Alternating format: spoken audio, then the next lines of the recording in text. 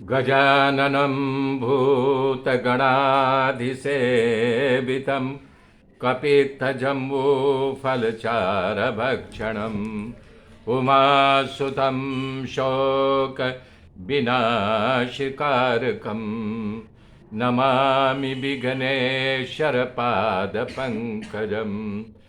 गुरुर्ब्रह्मा गुरुर्विष्णु गुरुदेव महेश्वर गुरु साक्षात् परब्रह्म तस्मै श्री गुरुवे नमः।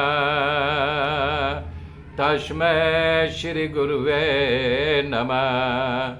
या कुन्देन्तु तुषाराः या कुन्देन्तु तुषारहारधवला या शुभ्रवस्त्रावृता या वीणावरदण्डमण्डितकरा या श्वेतपद्मासना या ब्रह्माच्युतशङ्कर पवित्रभिर्देवैः सदा वन्दिता। सा मां पातु सरस्वती भगवती निःशेषजाड्यापः निःशेषजाड्यापः। हरिः हरिः ओम्।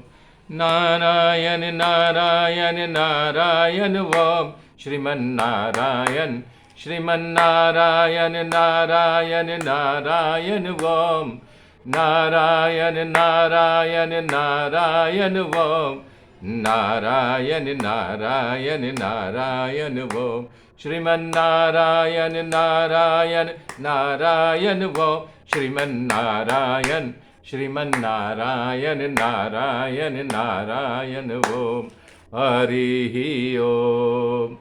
नारद जी अपनी गाथा बताते हुए कह रहे हैं कि मैं पूर्व जन्म में गंधर्व था, तो एक बार सारे देवता लोग बड़े बड़े दिग्विजयी जो थे ज्ञानी पुरुष भगवान की कथा की चर्चा कर रहे हैं। मैं स्त्रियों से घिरा हुआ अपने मद में चूर हो करके वहाँ पहुँच करके गाना गाने लगा, लोकगीत गाने लगा।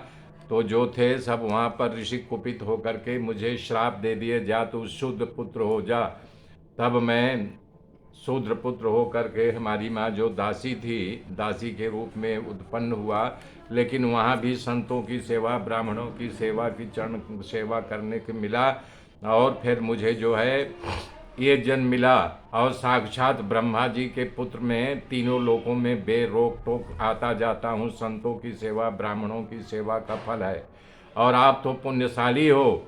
युधिष्ठिर को बता रहे हैं नारद जी कि जो आपके हितैषी, प्रिय सखा, मामा के लड़के, भाई और आज्ञाकारी सेवक भी बन करके आपकी आज्ञा का पालन कर रहे हैं, वो आपके साथ रह करके जो बात करते हैं, भगवान बैठे उनको दिखा रहे हैं। ये भगवान श्री कृष्ण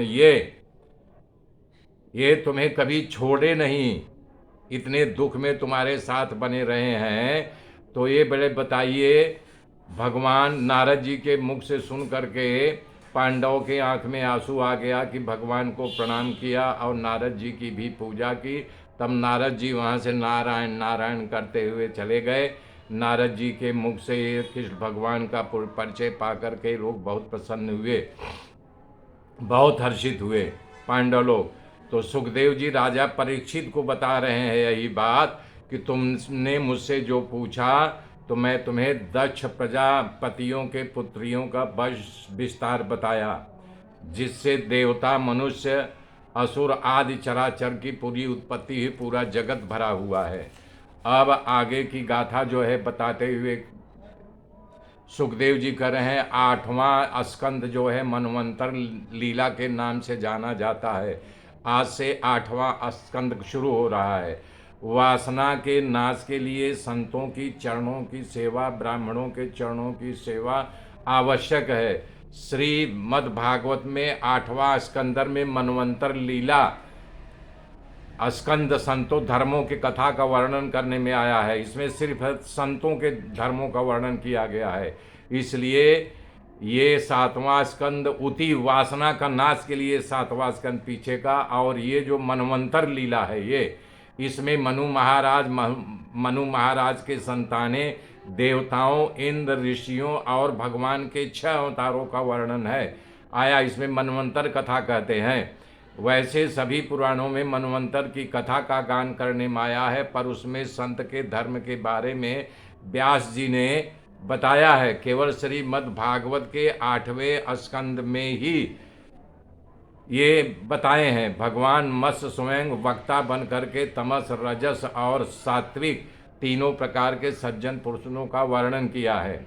इसमें गजेंद्र की कथा आएगी, समुद्र मंदन की कथा आएगी, कूर्म, धन्वंतरी, मोहिनी आदि अवतारों की कथा आएगी, देव और असुर का युद्ध आएगा, बलि राजा के यज्ञ आएगा, भगवान वामन का प्रागट्य आएगा।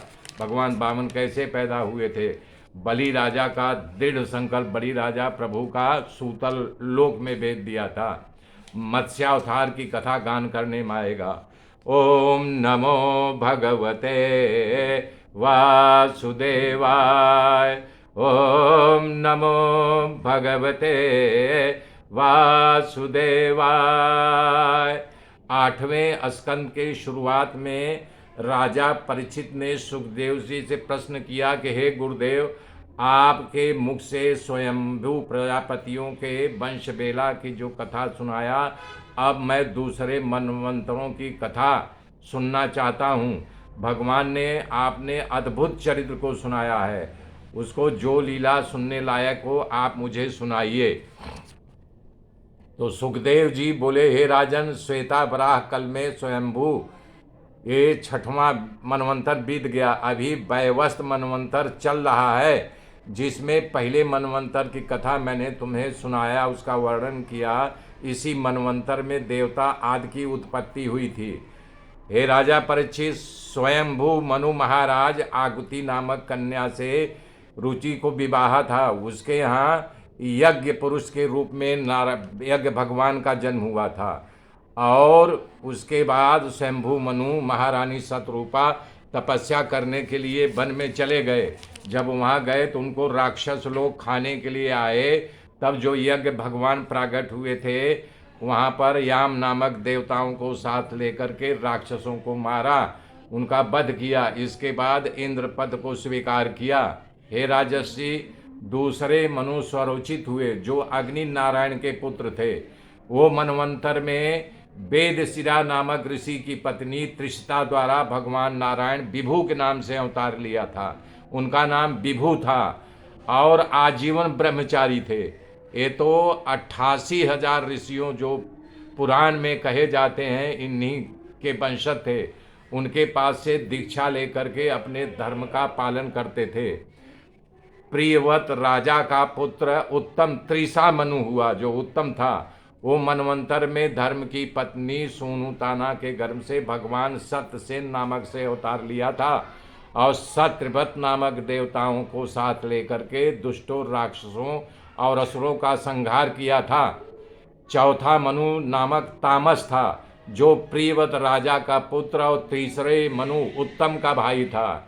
इन मनवंतर में हरिमेवा ऋषियों की पत्नी हरिणी के गर्भ से भगवान नारायण हरि स्वरूप में अवतार लिया था, और उस अवतार में भगवान गजराज, गजेंद्र मगरमच्छ पकड़ लिया था, गजराज को छुड़ाया था।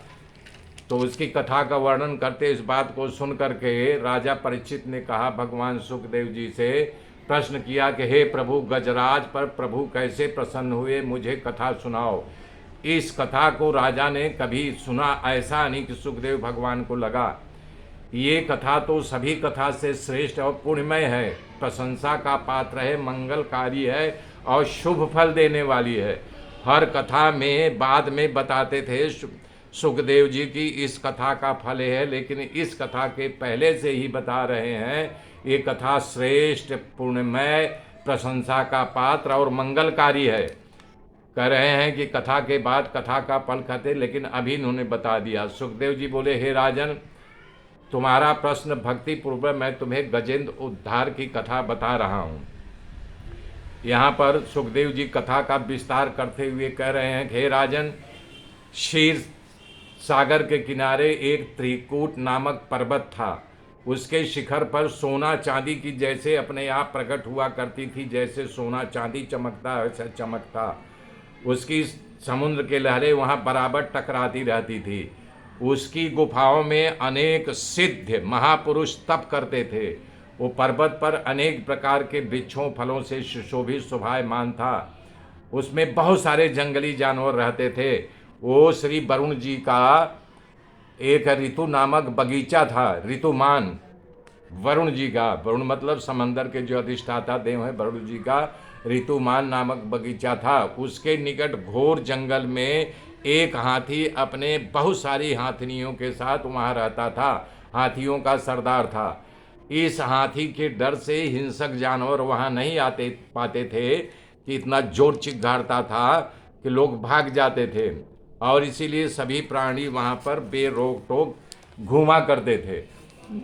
एक बार ग्रीस रित्म की असह्य ताप से पीड़ित होकर के अपने परिवार के साथ शीतल सरोवर में जल में स्नान करने के लिए वो हाथी आया।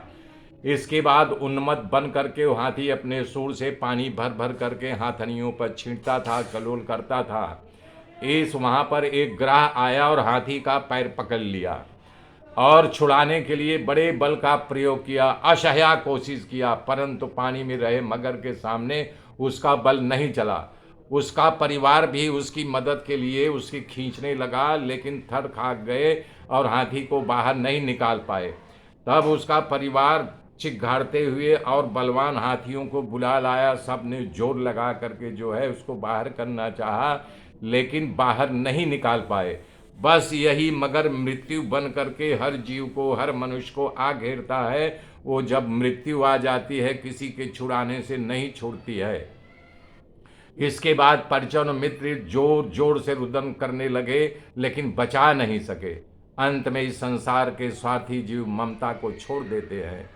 आज जगत गुरु शंकराचार्य भी कह रहे हैं कि हे जीव, जब तक तुम कमाई कर रहे हो, तुम्हारे पास धन है, तब तक तुम्हारी आवाभगत होगी, तुम्हारी पूछ होगी, तुम्हारी सेवा होगी। जैसे ही तुम्हारी कमाई कम होगी, तुम्हारी उपेक्षा होने लगेगी। बोलेगे चुपचाप बैठे रहो, क्यों चिल्ला रहे हो, क्यों चीख रहे हो। तुम्हारा परिवार जो तुम्हारे साथ प्रेम करता है, इसलिए करता है कि जो तुम पालन पोषण कर रहे हो। ये संसार का नियम है। रामायण में भी यही लिखा गया है, सुर नर मुनि सब कही यही रीति, और स्वार्थ लाई करें सब प्रीति। तब जब देख लिया हाथी सब बाहर खड़े हो गए, अब मुझे मगर जो है पानी में खींचता जा रहा है, तो जो क्या करे, तब उसने एक कमल को तोड़ लिया। अब उसका खाली इतना भाग बचा हुआ था और वो सूंड से कमल तोड़ करके नारायण भगवान की स्तुति करने लगा। ओम नमो भगवते तस्मै यत यद्यच्चिदात्मकं पुरुषायादि बीजाय परेशाय धीमहि यस्मिनिदं यच्चेतं येनेदं चैदं स्वयं यो अस्मात् परस्माच्च परस्तं प्रपद्ये स्वयंभुवं तस्मै नमः परेशाय ब्रह्मणे अनंत शक्तये अरूपायो रूपाय नमः आश्चर्य कर्मणे नमः आत्म प्रदीपाय साक्षिणे परमात्मने नमो गिरां विदुराय मनश्चेत समापि सच्चे प्रतिलभ्याय नैकर्म विपश्चिता नमः कैवल्यनाथाय निर्वाण सुख संविदे नमः शांताय घोराय मूढ़ाय गुणधर्मिणे निर्विशेषाय साम्याय नमो ज्ञान घनाय च नमो नमस्ते अखिल कारणाय निष्कारणाय अद्भुत कारणाय सर्वांगमान्याय महार्णवाय नमो अपर्ग्वाय पराणाय नमो अपर्ग्वाय पराणाय। मेरे मित्रों, आगे की गाथा कल सुनाऊंगा, तब तक के लिए जय श्री राम, जय श्री राम।